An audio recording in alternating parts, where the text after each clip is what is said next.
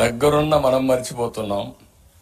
ఇక్కడి నుంచి వేరే దేశాలకు పోయిన వారికి ఈ సంస్కృతి సాంప్రదాయాల విలువ ఎక్కువ తెలుసు అని చెప్పి కూడా నేను మీకు తెలియజేసుకుంటున్నా. అందుకని ఒక పక్క మీరు చూస్తే గిడుగు రామమూర్తి పంతులు గారు పోరాటం చేశారు. ఆ తర్వాత మీరు ఒకసారి చూసినప్పుడు పొట్టి శ్రీరాములు గారు భాషా ప్రయుక్త రాష్ట్రాల కోసం పోరాడి ప్రాణత్యాగం చేసి తెలుగు రాష్ట్రం వచ్చిందంటే పొట్టి శ్రీరాములు వల్ల వచ్చింది. ఆ తర్వాత మీరు చూస్తే అప్పుడు కూడా మనల్ని మద్రాసు అని పిలిచేవారు.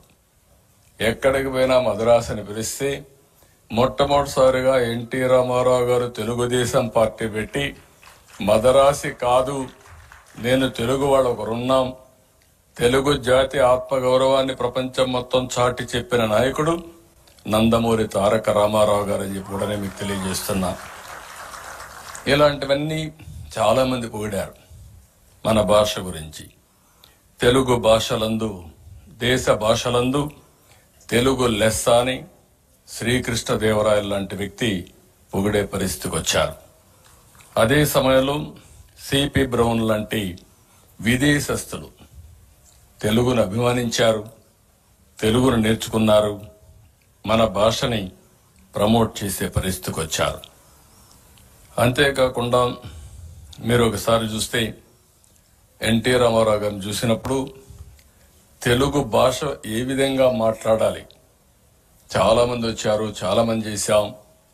ఆ భాషను ప్రమోట్ చేయడంలో ఎన్టీ రామారావు గారి తర్వాతనే ఇంకొకరు వస్తారనే విషయం కూడా మనం గుర్తుపెట్టుకోవాల్సిన అవసరం ఉంది. ఆయన ఒకటే ఆలోచించాడు, తెలుగు భాషను కాపాడుకోవాలి. అందుకే మొట్టమొదటిసారిగా తెలుగు విశ్వవిద్యాలయాన్ని పెట్టి భాషా వ్యాప్తి కోసం పెద్ద ఎత్తున ప్రయత్నం చేశాడు. పొట్టి శ్రీరాములు గారి పేరు పెట్టారు. ఇలాంటివన్నీ కూడా జరిగాయి. ఈరోజు మనందరం కూడా ఆలోచించుకోవాల్సింది, ఇటీవల కాలంలో తెలుగు ప్రాచీన తెలుగు విశిష్ట అధ్యయన కేంద్రం పెడతామంటే అది కూడా మైసూరులో పెడితే కాదు, ఆంధ్రప్రదేశ్లో పెట్టాలని పోరాడాం. దాన్ని ఈరోజు నెల్లూరు జిల్లాలో వెంకటాచలం ప్రాంతానికి అధ్యయన కేంద్రం కూడా మార్పించే ప్రయత్నం ఆ రోజు చేశాం.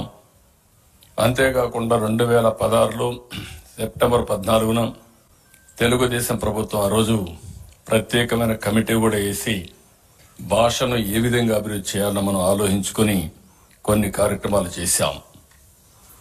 అయితే దురదృష్టం ఇటీవల కాలంలో 5 సంవత్సరాలు ఒక ప్రభుత్వం వచ్చింది. ఏ ప్రభుత్వం అని చెప్పను. ఆ ప్రభుత్వం వస్తానే మాకే ఆశ్చర్యం వేస్తుంది. కొత్తగా వాళ్ళకే ఇంగ్లీషు తెలిసినట్టు, మనకెవరికీ తెలియనట్టు, కాబట్టి ఇంగ్లీష్ నేర్చుకుంటేనే జీవితం అన్నట్టు మాట్లాడే పరిస్థితికి వస్తే నాకు చాలా ఆశ్చర్యం వేసింది. ఎవరైనా మాట్లాడితే విరుచుకుపడిపోయే పరిస్థితికి వచ్చారు. ఈరోజు మీరు ఒక్క విషయం గుర్తుపెట్టుకోవాలి.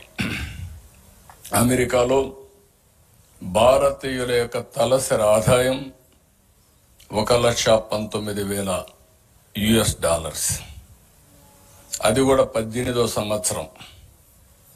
అదే అమెరికాలో ఉండే ఇంగ్లీష్ మాట్లాడే తెల్ల అమెరికన్స్ ఆదాయం మీరు చూస్తే, వైట్ అమెరికన్స్ ఆదాయం చూస్తే $65,000. భాషే తెలివిని ఇస్తుందంటే, భాషే ఆదాయాన్ని ఇస్తుందంటే ఎవరికి ఆదాయం రావాలంటే అమెరికన్స్కి రావాలి కానీ ఇండియన్స్ కాదు. కానీ భాష అనేది కమ్యూనికేషన్ మాత్రమే.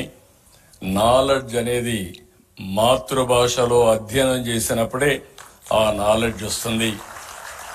ఈ విషయాన్ని మర్చిపోయి 1వ తారీఖు నుంచి ఇంగ్లీష్ పెడతామని మాట్లాడుతూ, ఇంటికి వస్తే కూడా మనం కూడా ఒకప్పుడు సుమతి శతకం, వేమన శతకాలు చదివి నీతిని నేర్చుకునేవాళ్ళం.